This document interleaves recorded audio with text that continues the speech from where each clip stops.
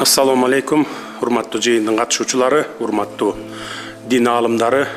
Бүгүнкү жыйыныбызда дин тутуу эркиндиги боюнча мыйзамдын долбоорун талкуулаганы чогулуп отурабыз. Өзүңүздөр билгендей, бул мыйзамга кошумча түзөтүүлөр киргизилип жатат. Буга чейин урматтуу дин аалымдары менен бир нече жолу чогулушуп пикир алмаштык элек. Дин аалымдарынын сунуштарын дагы кабыл алдык. Алымча кошумчалар болду. Макулдашылган акыркы варианты сиздерге таратылып берилген.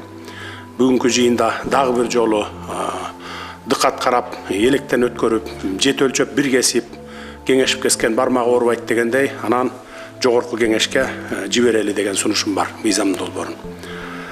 Урматтуу жыйындын катышуучулары, сиздерге сөз берердин алдында ушул мыйзамдын долбоорунун тарыхына азын олак токтоло кетейин.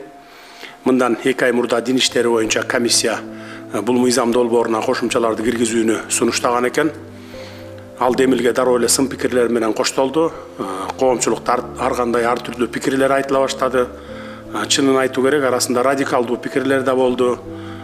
Бийлик дааватты жок кылганы жатат, эми молдолордун оозун жабабы деген сыяктуу сөздөр айтылды.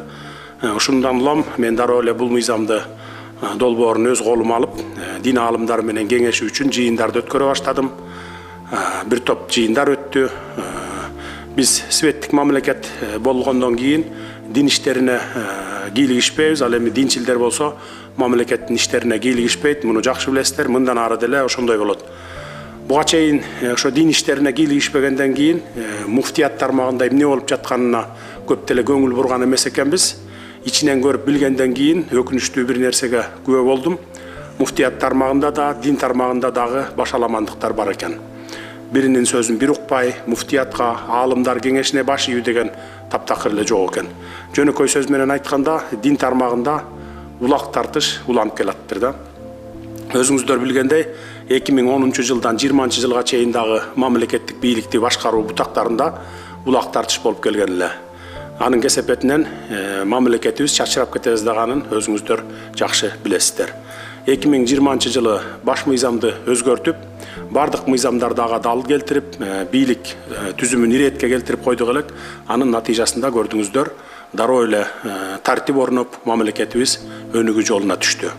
Мына ушул сыяктуу эле дин тутуу эркиндиги боюнча мыйзамдарды да оңдоп, толуктап, түзөтүүлөрдү киргизүү менен муфтиятка жардам беришибиз керек экенин мен көзүм жетти. Муфтиятты анан аалымдар кеңешин күчтөшүбүз керек экен. Аалымдар кеңешинин тизмесин алып карасам, мечиттерде, интернет булактарда даават айткан күчтүү аалымдарыбыз жок экен. Мисалы, мына 21 кишиден турат экен. Анын арасында Максат Токтомушев, Садыбакат Доолов, Нурулло шейх, Абдурахман шейх сыяктуу күчтүү аалымдарыбыз жок экен да. Албетте, биз сиздердин ишиңиздерге кийлигише албайбыз, бирок жөн гана сунуш иретинде айтып атабыз. Эми ушуларды киргизип, аалымдар кеңешин күчтөп, бир муштум болуп, мен мусулманмын деген жарандарыбыздын баарын муфтиятка, аалымдар кеңешине баш ийгендей кылсаңыздар, кандай жакшы болор эле да. Ошондо жарандарыбыз баягы Хизбут Тахрир, Якын Инкаар деген сыяктуу радикалдуу агымдарга ээрчип кетпейт эле. Кыргызстандын аймагында ислам динин кармангандар бир гана муфтиятка жана аалымдар кеңешине баш ийип, алардын чечимдерин мыйзамга тараткарганда гана тартип, ынтымак болмокта.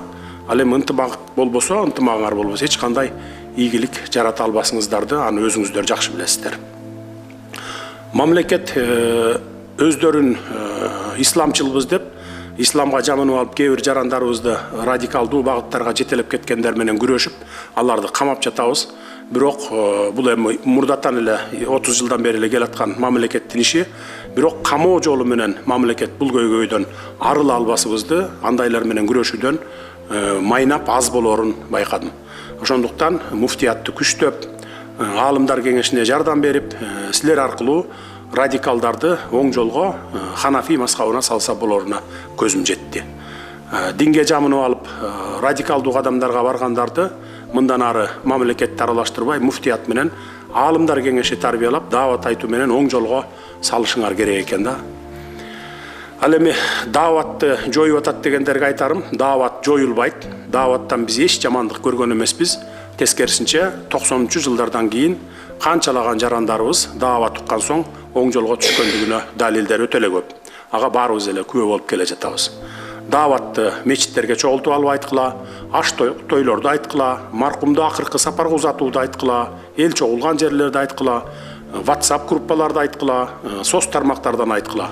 Азыр эми 21-кылымда даават айтууга каалагандай түрдүү мүмкүнчүлүктөр бар.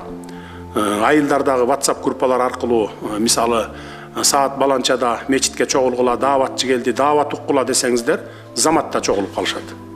Азыр эми ар бир айылда мечиттер бар да, ар бир айылда ошо WhatsApp группалар бар.